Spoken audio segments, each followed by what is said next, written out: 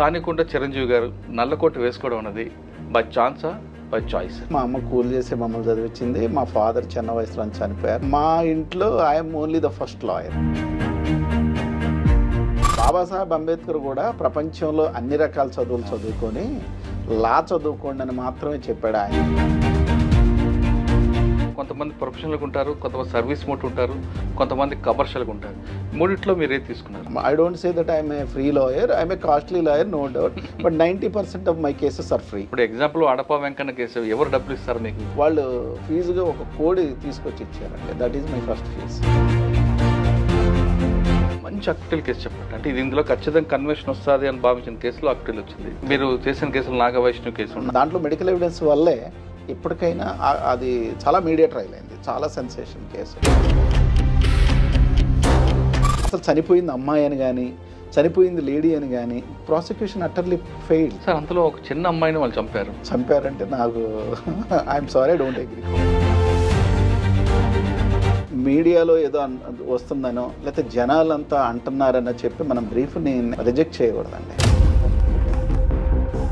అసలు the main defence in the Nagavaishnavi cases అసలు అమ్మాయి చనిపోలేదు అని. Police want to prove the real crime, they have to commit 10 crimes. వాళ్ళు నిజంగానే 10 నేరాలు చేస్తే కానీ ఒక నిజమైన నేరాన్ని కూడా నిరూపించలేరు. కారణం ఏంటంటే తీసుకుంటారు. పోక్సోలో కూడా ఇప్పుడు జడ్జెస్ ఎలా అయిపోయారంటే పోక్సో వచ్చేసరికి ప్రిజంప్షన్స్ ఉన్నాయి, చేసాడు అంటున్నారు అంతేక. హర్ష కూడా మీ క్లయింట్ మీతో మాట్లాడి ఉండొచ్చు, ఏం చెప్తాడు ఫ్యాక్ట్స్ అంటే? ఈ కేసు వరకు ఖచ్చితంగా ఆ offence related those offences, particularly 376 offence is purely innocent. 2 days back కూడా ఒక వీడియో పెట్టింది ఈ కంప్లైంట్ పెట్టడానికి ముందు కూడా. ఏమని? ఎలా పెట్టిందంటే ఏదో నా వెనక ఏదో కుట్ర జరుగుతుంది, నన్ను ఏదో చేయాలనుకుంటున్నారు. 4 నెలల నుంచి ఏమిటో బెదిరిస్తుందా లేదంటే డబ్బులు డిమాండ్ చేస్తుందా? Ultimately it is nothing but extracting money అండి. ఇది డబ్బుల కోసం జరుగుతున్నాయి. సార్ హర్ష కూడా ఒక ఆడియో క్లిప్, హర్ష కాదు హర్ష ఫ్రెండ్స్ ఎవరో కొంతమంది ఒక ఆడియో క్లిప్ రిలీజ్ చేశారు. అయితే ఆ ఆడియోని ఆపోజిట్ పార్టీ ఏమంటుందంటే హర్ష ముందే ప్లాన్ చేసుకొని ఆడియోని రికార్డ్ చేయించాడు. హర్ష రికార్డు చేశాడు. రికార్డు చేయటం పోనీ మీరు అనుకున్న ప్రకారం నేరం అనుకుందాం, మరి మాట్లాడిన మాటలు ఏమవుతున్నట్టు? ఈ కేసు గురించి కాకుండా ఒకసారి వెనక్కి వెళ్తే హర్ష మీద కొన్ని కేసులు ఉన్నాయి, ఉప్పల్ పోలీస్ స్టేషన్లో కానీ కొన్ని, వాటి గురించి మీ ఒపీనియన్? హర్ష డబ్బులు ఇవ్వాలి, హర్ష చీటింగ్ చేశాడు, హర్ష బెట్టింగ్స్ ఆడాడు, లేకపోతే హర్ష కొట్టాడు, అవన్నీ చెయ్యండి. మీరు దానికోసం ఒక పెద్ద హీనస్ క్రైమ్ని క్రియేట్ చేసి పెట్టడం ఎంతవరకు కరెక్ట్? అసలు వాళ్ళ నాన్నకి ఏమి సంబంధం? ఆయన ఎప్పుడు జీవితంలో ఈ అమ్మాయిని చూడలేదు, కలవలేదు, మాట్లాడలేదు కదా. కొంతకాలం ఆగమ్మ పెళ్లి చేస్తానని చెప్పి తర్వాత యూటర్న్ తీసుకున్నారని అమ్మాయి చెప్తుంది. 100% అబద్ధం అండి. అమ్మాయి అబ్బాయి తిరిగితే నేరం కాదు, అమ్మాయి అబ్బాయి ప్రేమించుకుంటే నేరం కాదు. If they share their bed also అది కూడా పెద్ద నేరం ఏం కాదు. ఎప్పుడైతే కొంతకాలం కొంత గ్యాప్ పెరిగేసరికి దాన్ని రేపుగా కన్వర్ట్ చేస్తున్నారు. కానీ ఇద్దరు కలిసి తిరిగి ఒక ఫైనాన్షియల్ విషయంలో లేదా ఇంకొక విషయంలో డిస్ప్యూట్ వస్తే నన్ను రేప్ చేస్తాడని పెడితే అంటే నేను హర్ష కేసు అనట్లేదు, మరి మగవాడి రక్షణ ఎక్కడండి? హైదరాబాద్లో కూడా భార్య బాధిత సంఘం అని మా లాయర్ నరసింహరావు గారు పెట్టారు. అలాగే ఇప్పుడు మగ రేపు బాధితుల సంఘం అని పెట్టే ప్రయత్నాలు కూడా జరుగుతున్నాయని విన్నాను. ఇప్పుడు సుప్రీంకోర్టు జడ్జి మీద ఎలిగేషన్స్ వచ్చినాయి. ఇప్పుడు అన్ని హర్ష కేసులో మీరు తీసుకొస్తారా? నాకు అనిపిస్తుంది ఏంటంటే definitely it will become a benchmark judgement అవుతుంది. ఎందుకంటే అంత పెద్ద హెరాస్మెంట్ లాస్ట్ 4 months నుంచి నడుస్తుంది.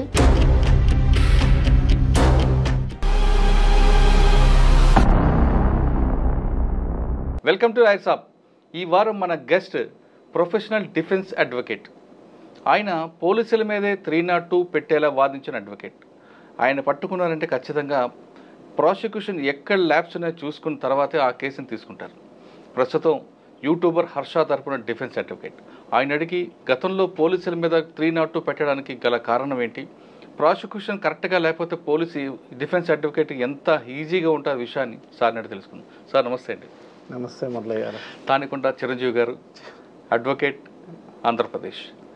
సార్ అంటే ఇప్పుడు ప్రస్తుతం మీరు మీ పేరు 2 రాష్ట్రాల్లో బాగా హాట్ టాపిక్ అని, ఎందుకంటే యూట్యూబర్ హర్షకి డిఫెన్స్కి ఉన్నారని, హర్ష కూడా ఒక స్టేట్మెంట్ ఇస్తూ మా తరపున మా అడ్వకేట్ గారు మాట్లాడతారు, జవాబు చెప్తారని చెప్పడంతో మీ పేరు ఒకసారి మారుమోగింది. కానీ ఎప్పటికే మీ పేరు ఆంధ్రప్రదేశ్ అంటే కంబైన్డ్ ఏపీలో మీ పేరు ఇప్పటికీ ఉంటుంది. పర్టికులర్గా విజయవాడలో ఒక డెకాయిట్ని ఎన్కౌంటర్లో అది పోలీసుల మీద 302 పెట్టేలా మీరు ఆర్గ్యుమెంట్ చేయడం, పోలీసుల మీద 302 పెట్టడం, తర్వాత ఆ కేసు సుప్రీంకోర్టులో ఉంది కాబట్టి దాని గురించి ఎక్కువ డిస్కస్ చేయకూడదు. ప్రాసిక్యూషన్ ఫెయిల్ అయితే మీకు బాగుంటుందా, ప్రాసిక్యూషన్ కరెక్ట్గా వెళ్తే డిఫెన్స్ వాళ్ళకి బాగుంటుందా? ఈ రెండు ప్రశ్నలతో పాటు ఇప్పుడు జరుగుతున్న హాట్ టాపిక్ హర్ష మీద కేసు నమోదైంది 376, ఇవన్నీ కూడా 354 ఇవన్నీ కూడా నమోదయ్యాయి. కాబట్టి ఆ కేసులోంచి ఆయన బయట పడతాడా? ఈ 3 ప్రశ్నలకు సమాధానం చెప్పే ముందు తానికుండా చిరంజీవి గారు నల్లకోట వేసుకోవడం అన్నది బై ఛాన్సా బై చాయిస్ అని? టు బీ హానెస్ట్ చెప్పాలంటే ఇది 100% బై చాయిస్ అనండి. By chance? No by choice. By choice, okay. అంత మీకు బ్యాక్గ్రౌండ్ ఏమొచ్చిందండి? ఎందుకంటే నేను బేసికల్గా ఇంజనీరింగ్ చేశాను. ఇంజనీరింగ్ చేసిన తర్వాత ఐఎమ్ స్టూడెంట్ లీడర్. ఒకసారి ఫ్యామిలీ బ్యాక్గ్రౌండ్ చెప్పండి. అమ్మ నాన్న వాళ్ళకి? మా అమ్మ కూలేనండి. మా అమ్మ కూలి చేసి మమ్మల్ని చదివించింది. మా ఫాదర్ చిన్న వయసులో చనిపోయారు. నాకు ఒక బ్రదర్ ఉన్నారు, ఒక సిస్టర్ ఉన్నారు. ఇక్కడ విజయవాడలోనే ఉంటారు. మా ఇంట్లో I'm only the first lawyer. నేను లా చేసిన తర్వాత ఇప్పుడు నాకు 3 పిల్లలు ఉన్నారు. నా 3 పిల్లలు కూడా లాయర్లే. లాయర్ ఫ్యామిలీ మీరు? Lawyer family. ఇప్పుడు మా ఇంట్లో almost 11 members of the lawyers. So law నాకు ప్యాషన్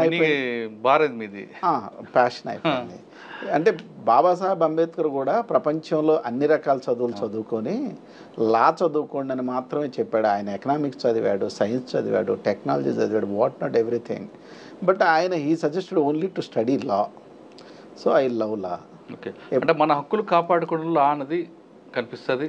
ఎవరైతే హక్కులు కాలు రాస్తారో వాళ్ళని నిలదీసే హక్కు కూడా లాలో కనిపిస్తుంది. ఇది నోబుల్ ఇష్యూ కాబట్టి, నోబుల్ టాపిక్ కదా. It is a noble profession.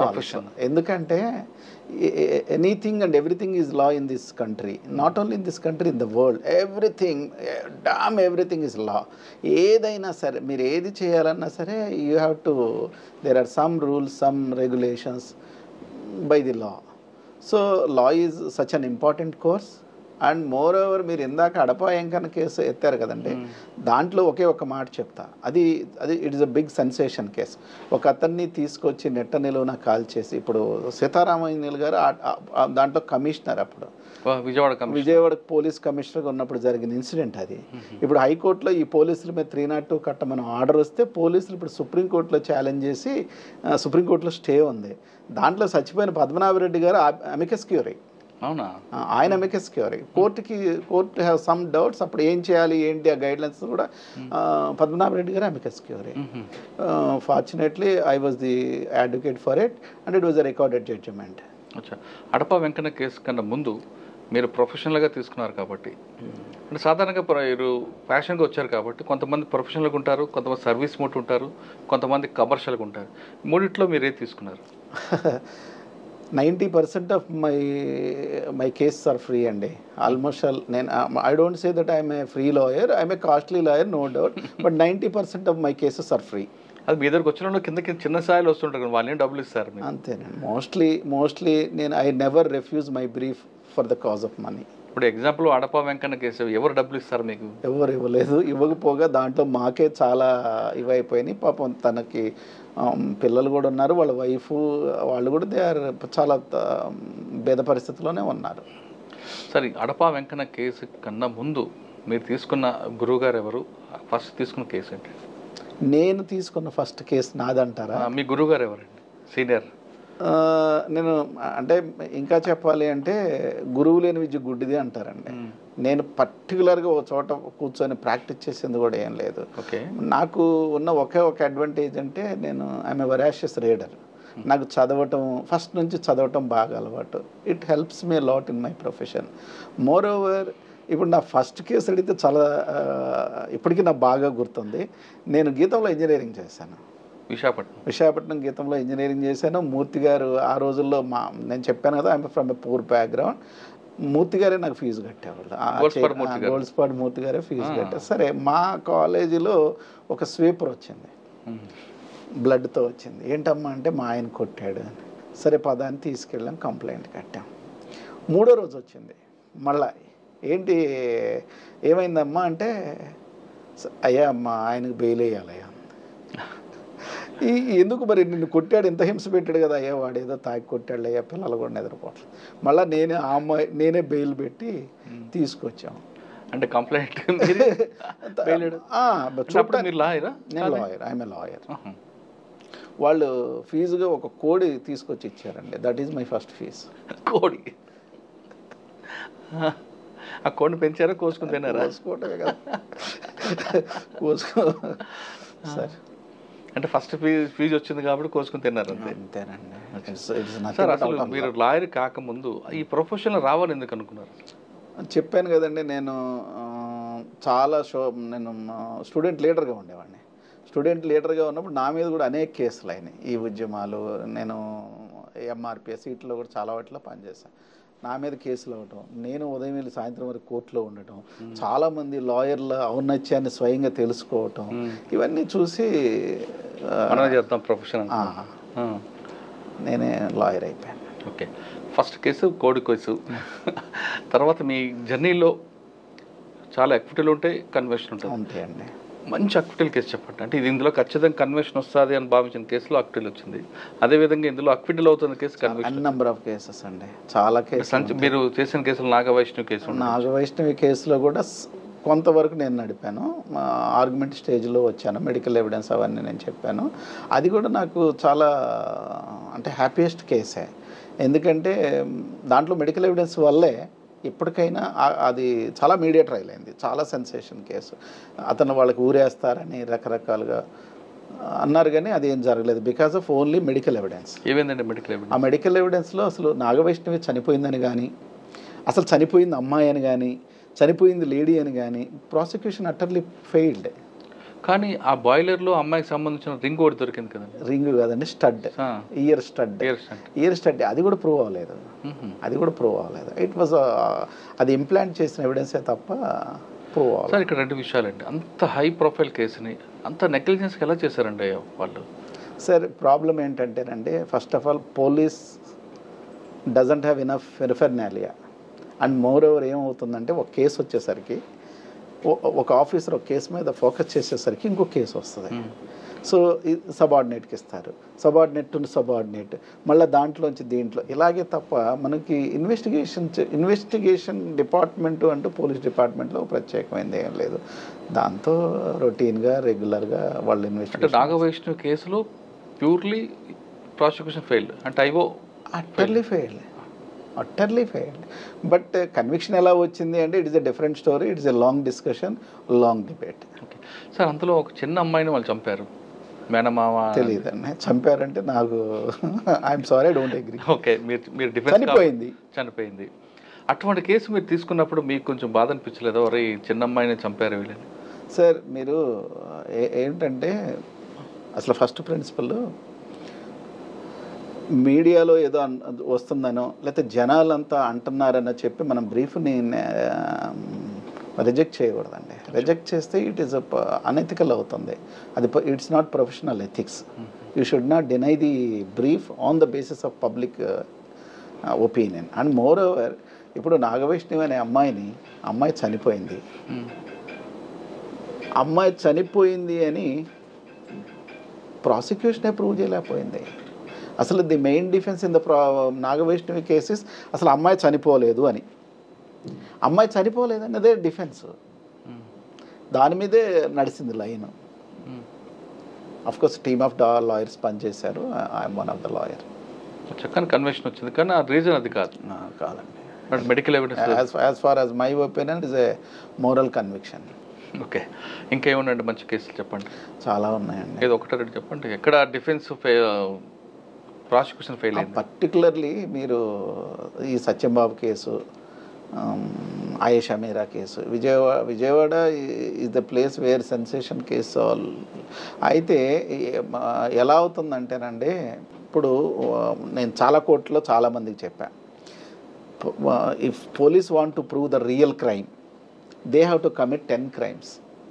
వాళ్ళు నిజంగానే 10 నేరాలు చేస్తే కానీ ఒక నిజమైన నేరాన్ని కూడా నిరూపించలేరు. కారణం ఏంటంటే మీరు 24 గంటల్లో ఒక ముద్దాయిని తీసుకొచ్చి అరెస్ట్ చేయించాలి. How it is possible?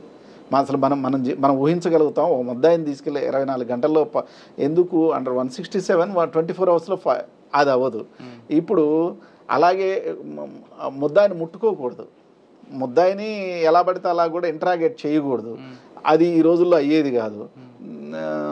మన policing, CrPC, criminal rules of practice ఒకటి కాదు, వాళ్ళ ఇష్టం.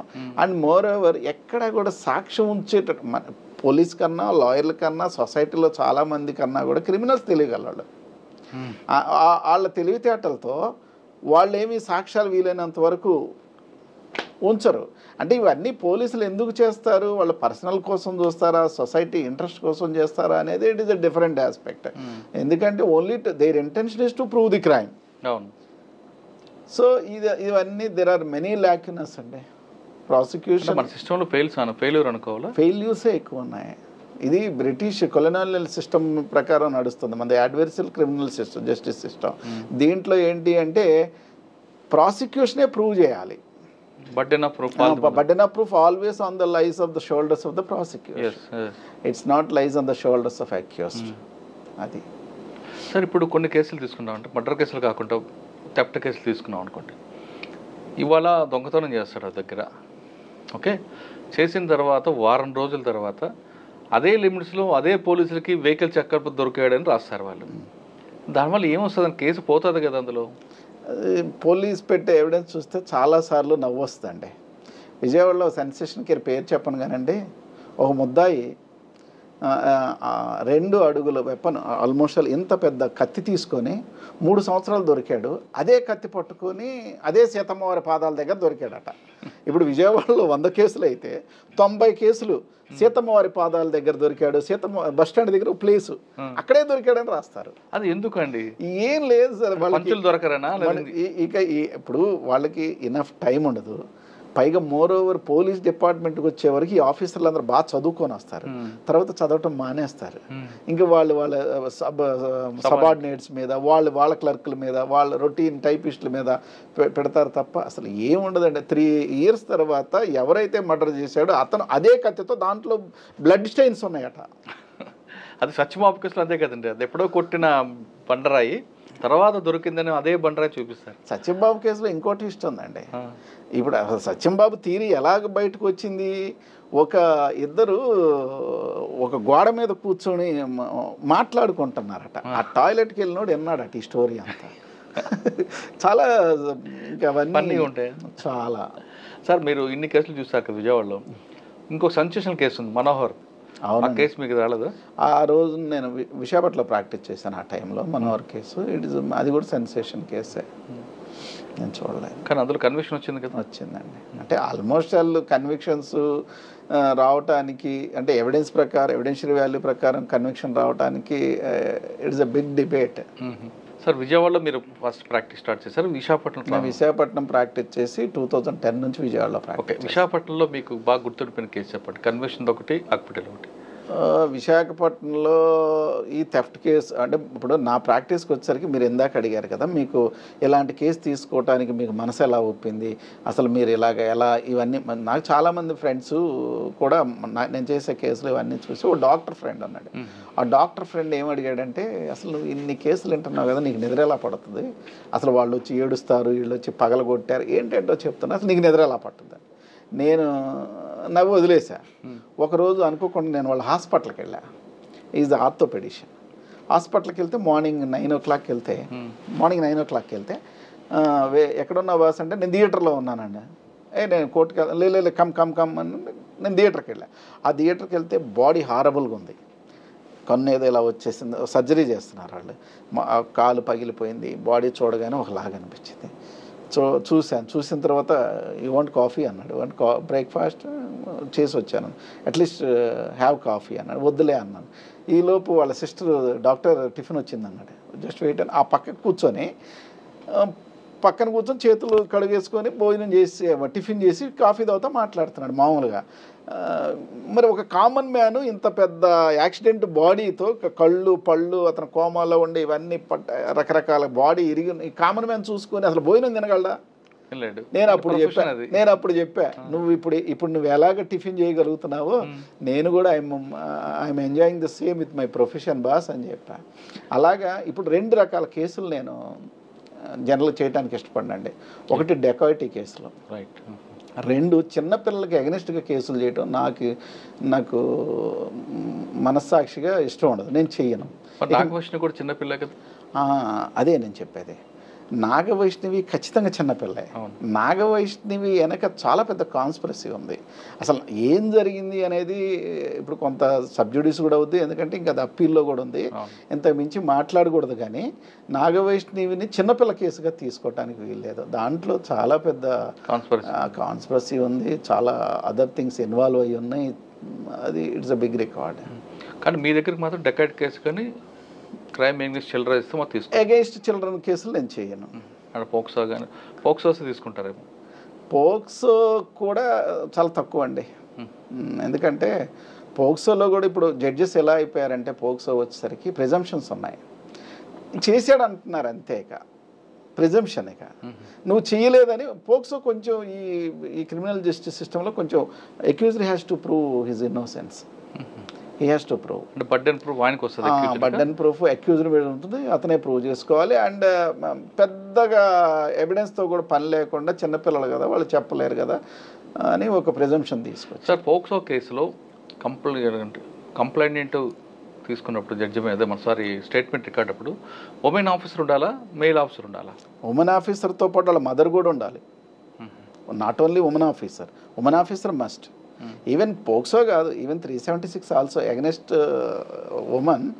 ఉమెన్ ఆఫీసరే రికార్డ్ చేయాలి. ఈవెన్ 161 కూడా ఉమెన్ ఆఫీసరే రికార్డ్ చేయాలి. కానీ కొన్ని కేసులు తీసుకుంటే మీరు చెప్తున్న కేసుల్లో కొన్నిట్లో చేస్తున్నారు, మెయిల్ చేస్తున్నారు, దానికి ఏదో సబ్స్టిట్యూట్ అంటారు, వాళ్ళు అక్కడ ఇంకెక్కడ సమ్వేర్ ఎంగేజ్ అంటారు, ఇంకా అవన్నీ. ఇప్పుడు మీరు చెప్పిన హర్ష కేసులో కూడా, మీరు వాదించిపోయే హర్ష కేసులో కూడా స్టేట్మెంట్ రికార్డ్ చేసింది ఐఓ సమ్మరెడ్డి, మెయిల్ ఆఫీసర్. మరి అది టెక్నికల్గా పోయే అవకాశం ఉంది కదా. ఇప్పుడు దాంట్లో at the end of filing of charge sheet మళ్ళీ మనం మాట్లాడుకుందాం, చాలా వస్తాయి. మీరు ఇప్పుడు మనకి అందరికీ తెలిసిందే కదా, it will not come under the regular 376. It's a technical rape. కొంతకాలం ఏదో హర్ష టాపిక్ వచ్చింది కాబట్టి చెప్పండి. ఆ కేసు మొత్తం చూశారు, ఎఫ్ఐఆర్ కాపీ కానీ చూశారు.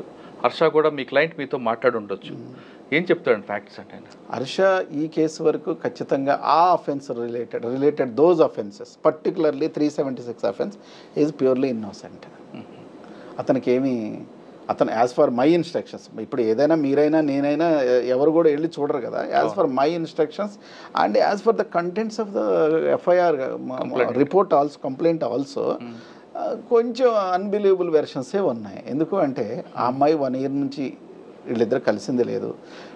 2 days బ్యాక్ కూడా ఒక వీడియో పెట్టింది ఈ కంప్లైంట్ పెట్టడానికి ముందు కూడా. ఏమనంటే అంటే ఎలా పెట్టిందంటే, ఏదో నా వెనక ఏదో కుట్ర జరుగుతుంది, నన్ను ఏదో చేయాలనుకుంటున్నారు, అవన్నీ ఏం కాదు, నేను ఒకలాంటి జీవితంలో ఉన్నాను, నేను వీటన్నిటికి అతీతురాలను అన్నట్టుగా ఒక వీడియో పెట్టింది. మళ్ళీ అగైన్ వితిన్ 48 hours ఇది వచ్చింది. యాక్చువల్గా హర్ష మీద 4 నెలల నుంచి నడుస్తుందండి ఇదంతా, రకరకాల ప్రయత్నాలు చేశారు. నేను మీకు చెప్పినట్టు this is the last attempt, ఇది ఫైనల్ అటెంప్ట్. చాలా అటెంప్ట్లు, బెట్టింగ్స్ అన్నారు, అసలు చేస్తున్న వీడియోస్ కరెక్ట్ కాదన్నారు, చాలా అన్నారు. అవన్నీ కొంచెం రిఫ్యూట్ చేసుకుంటూ వచ్చేసరికి మరి this is the final call. అంటే ముందు నుంచి 3 నెలల నుంచి నడుస్తుందంట. 4 నెలల నుంచి 4 నెలల నుండి. అందుకని ఇవన్నీ హర్ష కేసు కూడా వేసాడు, డెఫమేషన్ కేసు ఫైల్ చేశాడు. And these people are avoiding. ఈ 4 నెలల నుంచి ఏమిటో బెదిరిస్తుందా, లేదంటే డబ్బులు డిమాండ్ చేస్తుందా, ఏం చేస్తుందండి ఆవిడ? Ultimately it is nothing but extracting money అండి. ఇది డబ్బుల కోసం జరుగుతున్నాయి. ఇప్పుడు చూడండి, కంప్లైంట్లో చూస్తున్నాము 50 లక్షలు అని ఉంది, మీడియాలో చూస్తున్నాము 2 crores అని ఉంది. అంటే మీడియాలో మాటలు పట్టించుకోదు, మీరే చెప్పారు. పట్టించుకోకూడదులేండి, చెప్తున్నాను మీకు. కానీ 50 lakhs ఇచ్చానని చెప్తుంది, కానీ ఏ విధంగా ఇచ్చానది చెప్పట్లేకపోతుంది. చెప్పలేరు కదండి, ఇచ్చి ఉంటే ఖచ్చితంగా చెప్పేవాళ్ళు. ఇప్పుడు నా దగ్గర అనేక ప్రూఫ్లు ఉన్నాయి అన్నారు. మరి తర్వాత రేపైనా పోలీస్కి ఇస్తారు, కోర్టుకి ఇస్తారో నాకు తెలియదు, కానీ ఇప్పటివరకు జరుగుతున్న విషయాల్లో ఒకే ఒక వీడియో రిలీజ్ చేశారు. ఆ వీడియో కూడా ఎదురు బదురు కూర్చొని నుంచొని మాట్లాడుకోవటమే తప్ప దాంట్లో కూడా హర్షాని క్లారిటీగా చూపించిన అది కూడా ఏం లేదు. సీసీటీవీ ఫుటేజ్ అది అనుకోండి. అవును సార్, హర్ష కూడా ఒక ఆడియో క్లిప్, హర్ష కాదు హర్ష ఫ్రెండ్స్ ఎవరో కొంతమంది ఒక ఆడియో క్లిప్ రిలీజ్ చేశారు. అందులో అమ్మాయి ఇతన్ని ప్రేమించమని ప్రోద్బలం చేస్తున్నట్టుగా ఆడియో ఉంది. అయితే ఆ ఆడియోని ఆపోజిట్ పార్టీ ఏమంటుందంటే, హర్ష ముందే ప్లాన్ చేసుకొని ఆడియోని రికార్డ్ చేయించాడు, అంటే ఐఫోన్లో రికార్డ్ కాదు కాబట్టి వాట్సాప్లో విని రికార్డ్ చేయించాడని వాళ్ళు క్లెయిమ్ చేస్తున్నారు. అంటే ముందే ప్రీ ప్లాన్డ్గా చేసుకున్నాడు, ఇది క్రైమ్ ఉంది, ఇది క్రిమినల్ అని చెప్తున్నారు. మీరేమంటారు సార్? మీరు చెప్పిన దాంట్లోనే ఒక పాయింట్ ఉంది. హర్ష రికార్డు చేశాడు, రికార్డు చేయటం పోనీ మీరు అనుకున్న ప్రకారం నేరం అనుకుందాం, మరి మాట్లాడిన మాటలు ఏమవుతున్నట్టు? ఇప్పుడు నువ్వు మాట్లాడుతున్న మాటలకున్న శాంక్టిటీ ఏంటి? అంతే కదా. ఇప్పుడు నవ్వే డేస్ టెక్నాలజీ పెరిగిపోయింది సార్. ఇప్పుడు secrecy is a myth and అలాగనే అనుకోవచ్చు. లేదంటే ఈ అమ్మాయి గురించి ముందే తెలిసి ప్రతిదీ కూడా జాగ్రత్తగా రికార్డ్ చేశాడు అనుకోవచ్చా? ఇక సేఫ్టీ అని ఇప్పుడు అది ఆటోమేటిక్గా రికార్డ్ అయిన విషయాలు ఉంటాయి. పైగా Harsha is a public man అండి. ఇప్పుడు ఇంతమంది కోట్లాది మంది ఫ్యాన్ బేస్ ఉన్న అబ్బాయి, ఏదైనా అతను దాదాపుగా జాగ్రత్తగా ఉండే మనిషే. కొంచెం పైగా ఈ అమ్మాయి తత్వం తెలిసిన అబ్బాయి. కొంతకాలం సినిమా కోసం కలిసి పనిచేశారు కదా.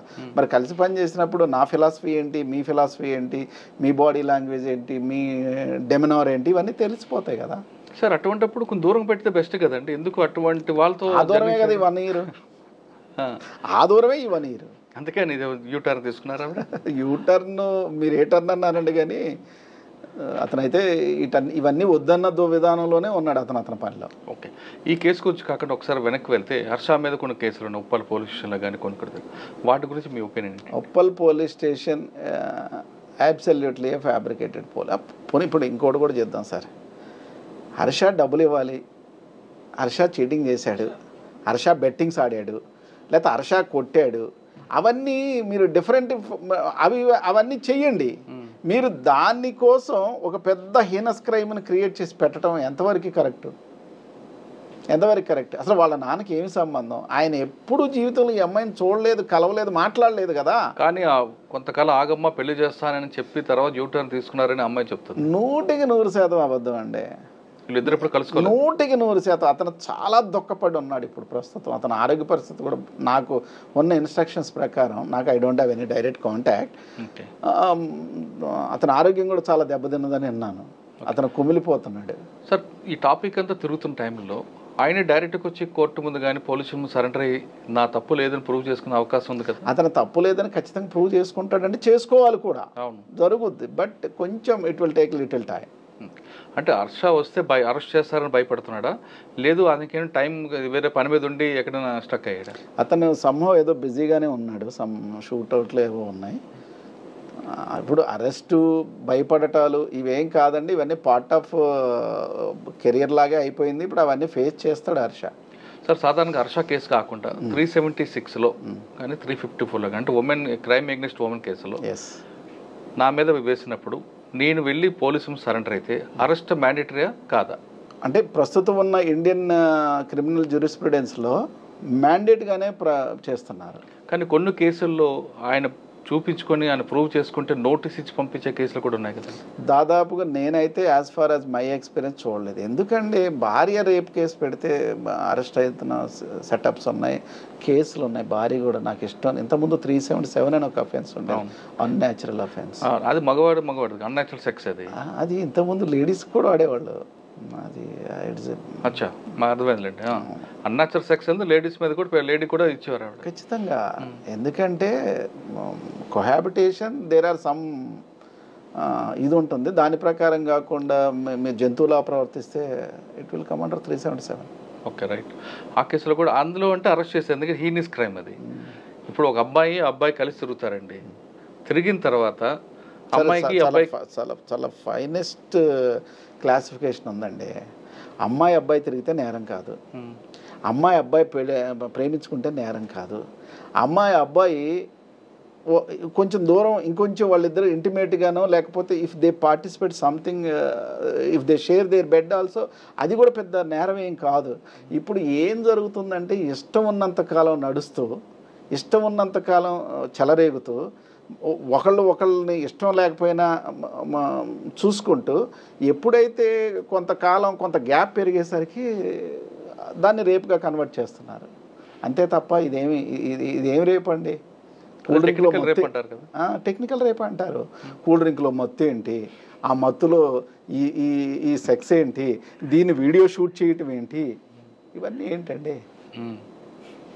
ఇవన్నీ నాన్ సెన్స్. చిన్నపిల్లల కంటే ఒక చాక్లెట్ ఇస్తామని తీసుకెళ్ళి రేప్ చేస్తే అది మనం నమ్మొచ్చు, కాదనట్లేదు. అటువంటి వాళ్ళు ఖచ్చితంగా శిక్ష పడాలి. కానీ ఇద్దరు కలిసి తిరిగి ఒక ఫైనాన్షియల్ విషయంలో లేదా ఇంకొక విషయంలో డిస్ప్యూట్ వస్తే నన్ను రేప్ చేశాడని పెడితే, అంటే నేను హర్ష కేసు అనట్లేదు, జనరల్గా జరుగుతున్న కేసులు తీసుకుంటే మరి మగవాడి రక్షణ ఎక్కడండి? ఇప్పుడు దీనికోసం నాకు తెలిసి త్వరలో ఇప్పుడు హైదరాబాద్లో కూడా భార్య బాధిత సంఘం అని మా లాయర్ నరసింహరావు గారు పెట్టారు. అలాగే ఇప్పుడు మగ రేపు బాధితుల సంఘం అని పెట్టే ప్రయత్నాలు కూడా జరుగుతున్నాయని విన్నాను. రేపు బాధితుల సంఘం చేస్తా. ఎందుకంటే ఇప్పుడు మీ టూ అనేది మెన్ టూ రావాలి, మెన్ టూ కూడా వస్తుంది. రావాలంటారు? రావాలి కదండి. ఇప్పుడు సినిమా ఫీల్డే కాదండి, ఎక్కడ ఫీల్డ్ కూర్చొని మాట్లాడుకుంటారు.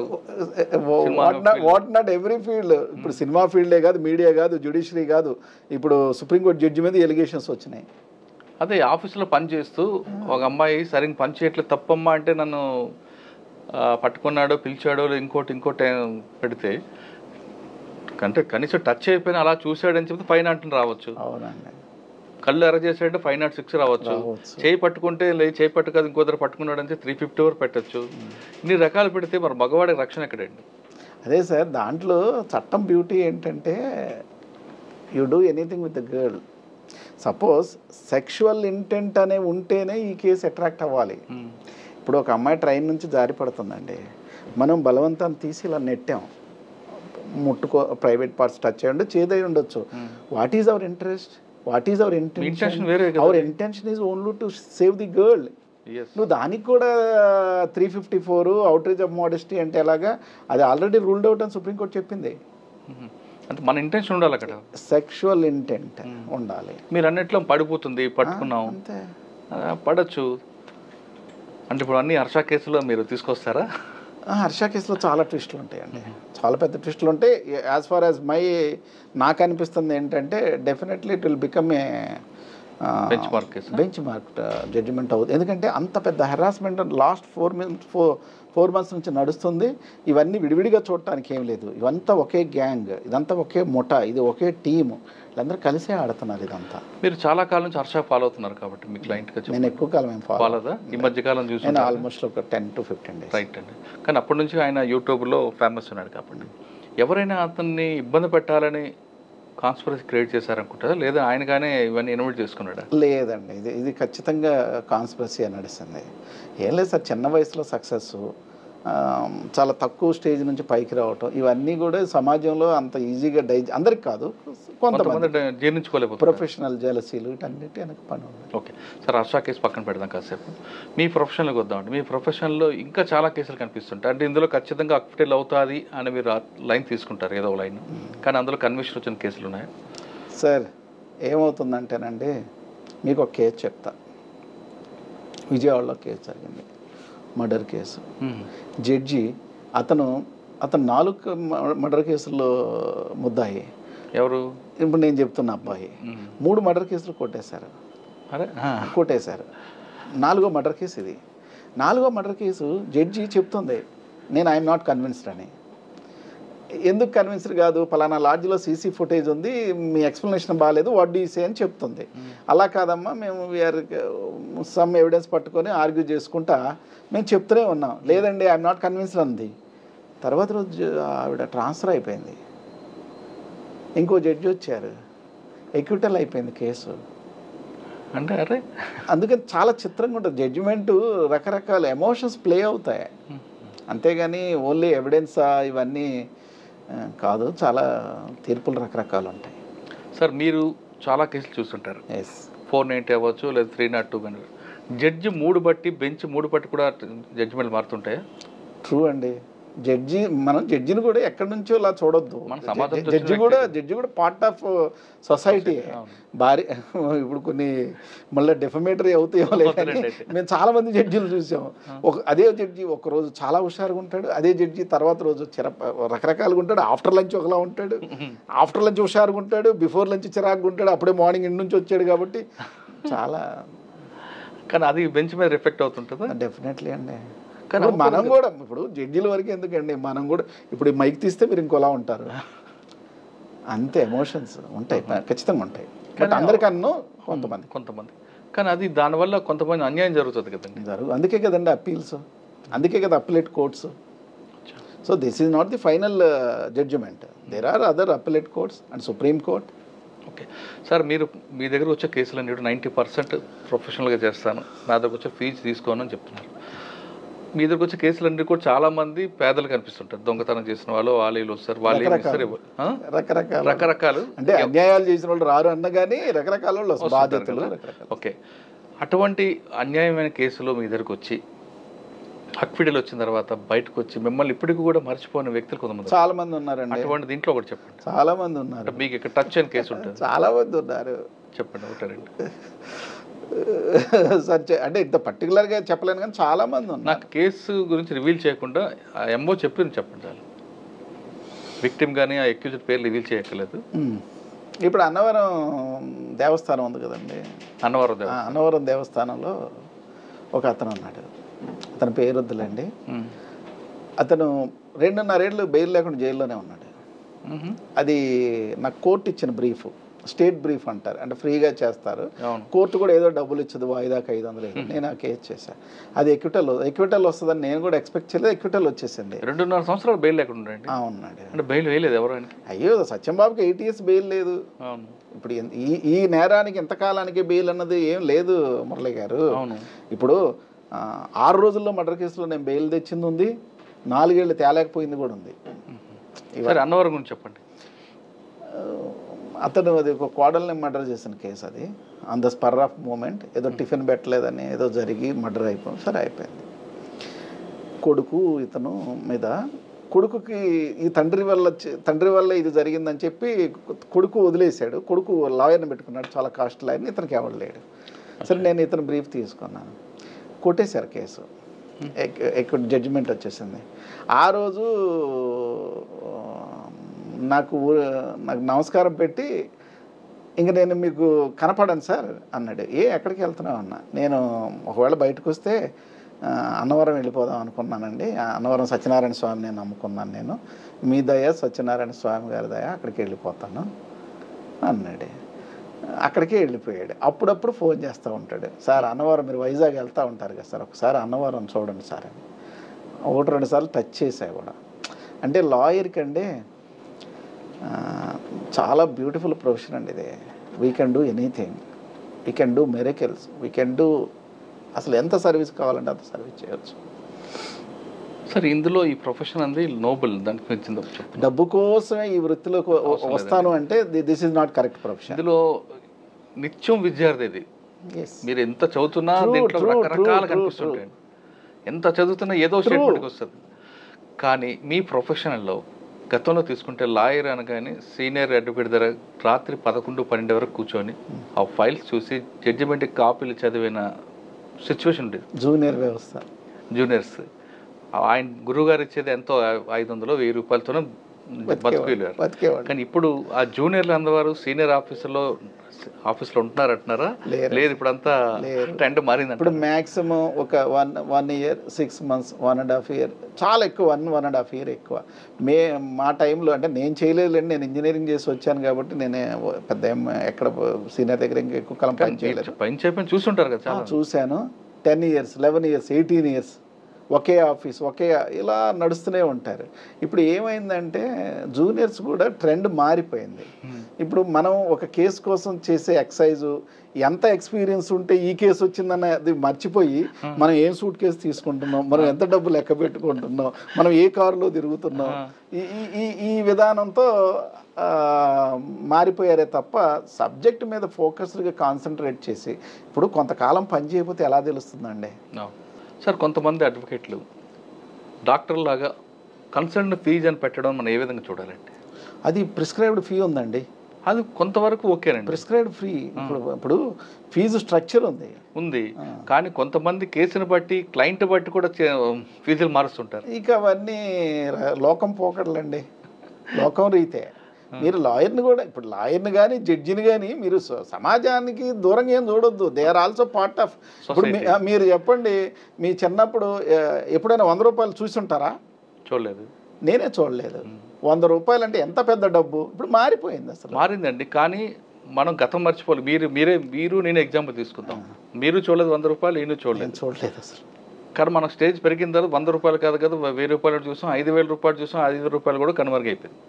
కానీ మనలో యాటిట్యూడ్లో ఏమాత్రం మార్పు రాలేదు. కానీ కొంతమంది డబ్బులు రాగానే నడవంతుడు సీర్ అంటారు కదా, ఆ విధంగా తయారవుతున్న వాళ్ళకి నయా రిచ్ పీపుల్ తయారైపోయారు. ఇక అవన్నీ మారిపోతున్నాయండి అంతే. ఇళ్ళు పెద్దగా ఉంటున్నాయి, జనాలు తక్కువ ఉంటున్నారు, మనుషులు మనసు దూరం అయిపోతుంది. ఇంకా ఇవన్నీ మీకు ఫ్యామిలీ కోర్టులో కనిపిస్తాయండి. ఫ్యామిలీ కోర్టుకి వెళ్ళి కూర్చుంటే విచిత్రమైన కేసులండి. ఎంత దారుణమైన విధానాలు నడుస్తాయండి ఫ్యామిలీ కోర్టు. ఫస్ట్లో నేను ఫ్యామిలీ కోర్టులో కేసులు చేసేవాడిని కాదు. ఈ డివోర్స్ కేసులు ఇవన్నీ నాకు ఇష్టం ఉండేది కాదు. కానీ ఎన్నని అవాయిడ్ చేస్తా.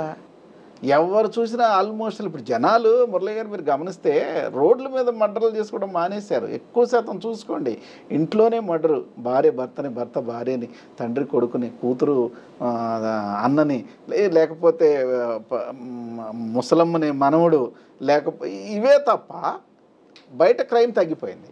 మానవ సంబంధాలని ఆర్థిక సంబంధాలకు మారిపోయి అంటారు. చెప్పినట్టే చాణక్యుడు చెప్పినట్టే అన్ని ఆప్యాయత, అనురాగం అంతా ఒక బూటకం అని. సార్, మీరు ఫ్యామిలీ కోర్టులో చాలా కేసులు చూసారంటారు కదా, డైవర్స్ అనేది ఇద్దరి మధ్య ఈగో వల్ల వస్తుందంటారా, లేదా వేరే ఇష్యూగా వస్తుందంటారా? ఇప్పుడు లేటెస్ట్ ట్రెండ్ ఈగోనేనండి. ఇప్పుడు లేటెస్ట్ కేవలం మిస్అండర్స్టాండింగ్స్, తెలియనితనము, ఎక్కువ ఊహించుకోవటం. అంటే ఎక్కువ ఊహించుకుంటారు. అంటే భర్త అంటే మొత్తం జ్యూస్ చేసి తాగేద్దాం అనుకుంటారు. ఇప్పుడు మగవాడు కూడా అలాగే అనుకుంటారు. అదే భార్య అంటే మొత్తం స్లేవ్. ఈ తను పైగా కంబైన్డ్ ఫ్యామిలీ లేకపోవటం, చెప్పేవాళ్ళు లేకపోవటం, అప్పటి వరకు పెద్ద పెద్ద చదువులు చదువుకొని ఉండటం, అప్పటి వరకు ఇప్పుడు పెద్ద పెద్ద పోస్టులో ఉండటం. ఇప్పుడు మేము ఇంటికి వెళ్తే ఏముందండి, ఇంటికి వెళ్తే తండ్రి పాత్ర, భర్త పాత్ర, కొడుకు పాత్ర, అంతకు మించి ఏముంటుంది. నేను లాయర్ని అంటే ఎలా కుదురుద్ది ఇంట్లో? కుదరదు, అవన్నీ అవ్వదు. అదే ఏ రోల్ అంతే, ఆ ప్రొఫెషన్ అంటే పర్సనల్ కలపకూడదు అంటారు. సరే, చాలా కేసుల్లో చూస్తుంటే వీళ్ళిద్దరి మధ్య ఈగోకి పిల్లలు ఉంటే పిల్లలు సఫర్ అవుతారు కదండి. అదే ప్రాబ్లం అండి. అందుకే ఆ చిన్నపిల్లలకి అగెన్స్ట్ కేసులు చేయలేకపోవటానికి కూడా కారణం అదే. ఇప్పుడు నేను ఒక ఫ్యామిలీ కేసు చేశాను. 11 ఏళ్ళు దెబ్బలాడారు. 11 ఏళ్ళు డివోర్సు ఇంకా 3 నెలలు వస్తానని కలిసిపోయారు. ఈ దరిద్రానికి 60 సంవత్సరాల వృద్ధులను కూడా మళ్ళీ డివోర్స్ కేసులు వేయాల్సిన రకరకాల 60 సంవత్సరాల వాడికి 60 years అప్పుడే ఉంటుందండి. అప్పుడు ఇగో వచ్చింది వాళ్ళకి, అంతే. రెడీగా ఉన్నారు కదా అన్నీ రకరకాల. సార్, మీ దగ్గరకు వచ్చిన కేసుల్లో ఫన్నీ రీజన్స్ వచ్చిన కేసులు ఉంటాయా?